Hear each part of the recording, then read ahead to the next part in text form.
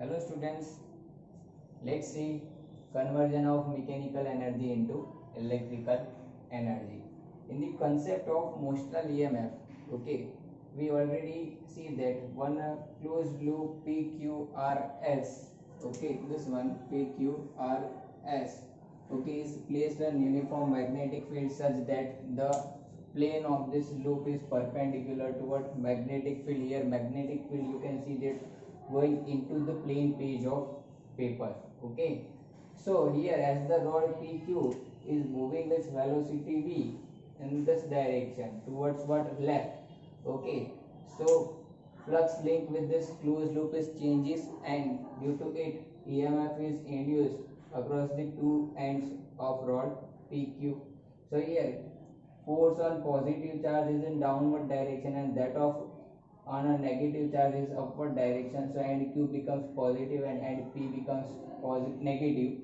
ये आपका पॉजिटिव होगा, ये नेगेटिव होगा. So here we can say rod PQ behaves as a what, battery of EMF E is equal to BVL. ये हम लोग ऑलरेडी देख चुके हैं. ठीक है, तो अब यहाँ पे देखो हम लोग कंसीडर कर लेते हैं कि सपोज ये जो रॉड PQ है, ठीक है, इसका इंटरनल रेजिस्टेंस है और आर्म PS SR और RQ के रेजिस्टेंस है वो नेग्लिजिबल है.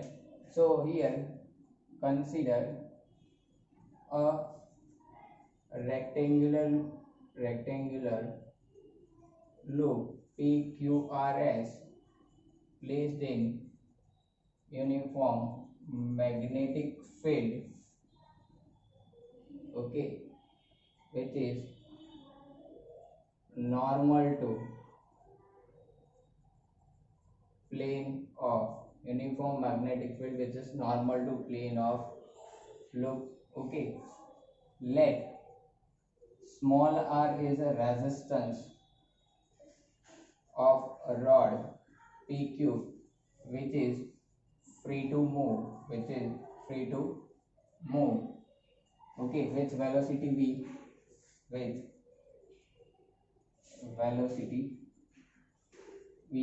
here resistance of arms QR, RS and ST is negligible as compared to R. Okay, here इसका इंटरनल रेजिस्टेंस है स्मॉल r और ये तीनों आर्म्स के रेजिस्टेंस क्या है, नेग्लिजिबल है as compare to r. Here as we can say as the rod PQ is moving towards left, value of resistance does not change, resistance की value change नहीं होगी. ठीक है, सो हियर EMF कितना develop होता है वो देख लेते हैं. EMF develop across rod PQ कितना होगा, E इज इक्वल टू, हमने देखा है क्या होता है, BVL. Okay, so current in rod PQ is, चलो इसमें करंट जो होगा PQ रॉड में वो कहाँ पे होगा वो फाइंड आउट करना है. तो करंट कितना होगा, पहले तो करंट का इक्वेशन क्या होता है, I इज इक्वल टू क्या होता है, EMF अपन रेजिस्टेंस E कितना है, यहाँ पे BVL और रेजिस्टेंस है R.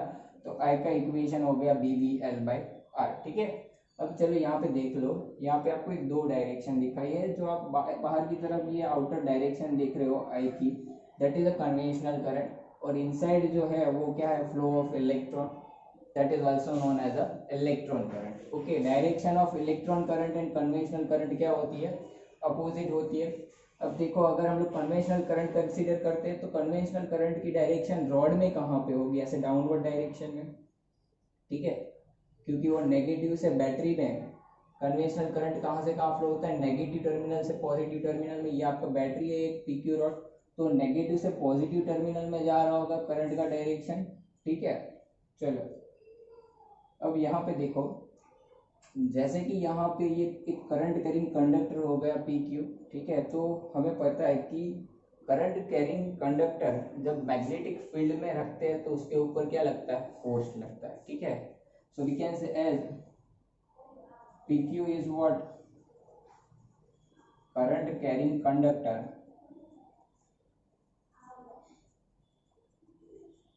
So force will act on it, और वो फोर्स कितना होगा, F इज इक्वल टू, हमें पता है क्या होता है, आई एल क्रॉस बी जितना।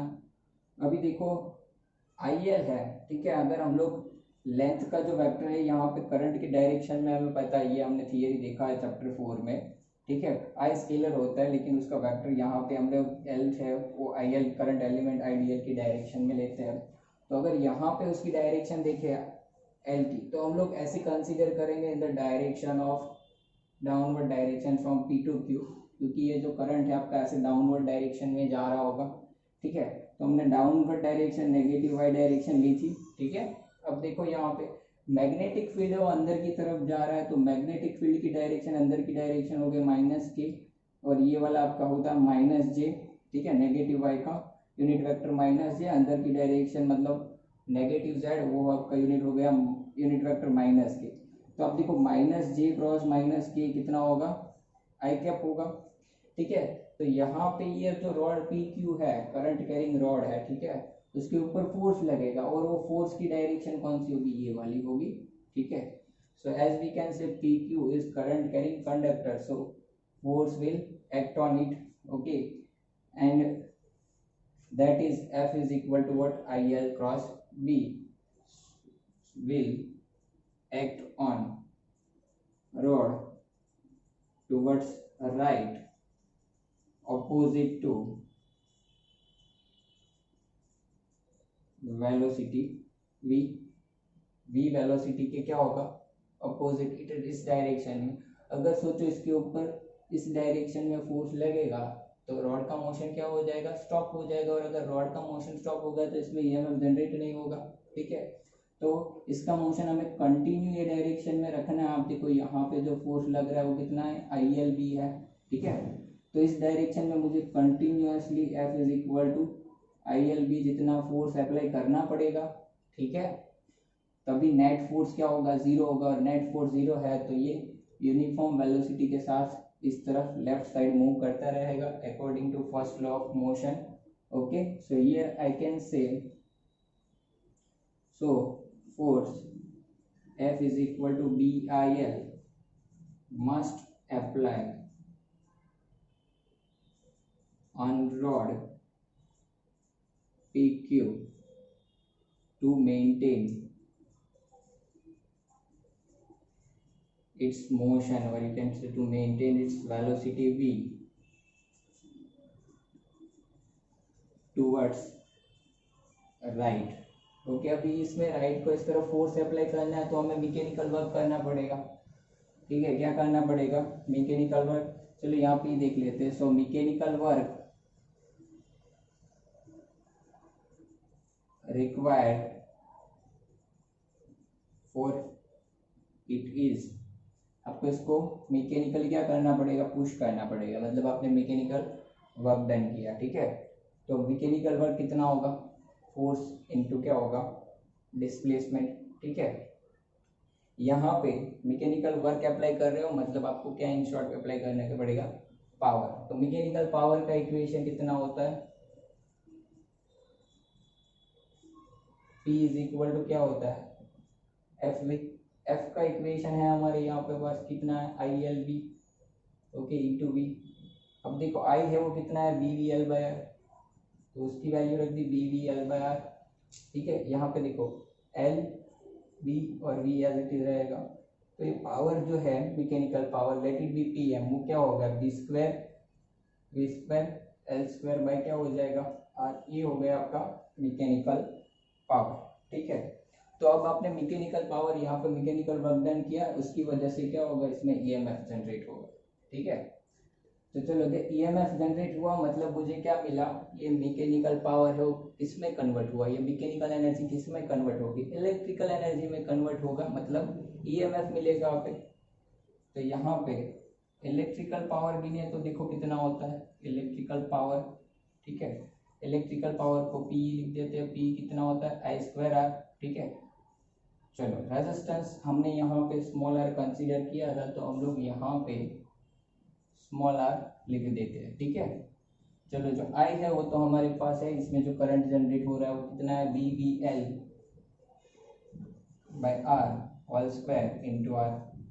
चलो देखो, तो आप एक यहाँ पे स्क्वायर अप्लाई करने के बाद एक आर कैंसिल हो जाएगा, तो आपके पास टर्म क्या बचा, B square L square by R. ठीक है, तो आप देखो ये दोनों इक्वेशन, इसको 1 बोल देते हैं, इसको 2 बोल देते हैं। So from 1 and 2 we can say mechanical energy which is applied for constant motion of rod is converted into what, electrical energy। तो अब देखो mechanical power is equal to क्या हुआ, इलेक्ट्रिकल पावर हुआ। ठीक है, एंड यहाँ पे देखो ये रॉड पी क्यू का रेजिस्टेंस आर है। ठीक है, तो लास्ट में वो इलेक्ट्रिकल एनर्जी रेजिस्टेंस की वजह से क्या होगा, in form of heat energy क्या हो जाएगी, डिसिपेट हो जाएगी। So ultimately we can say the mechanical energy applied for continuous motion of velocity is converted into what, electrical energy, and then it is converted into what, thermal energy, or you can say it dissipate in form of heat।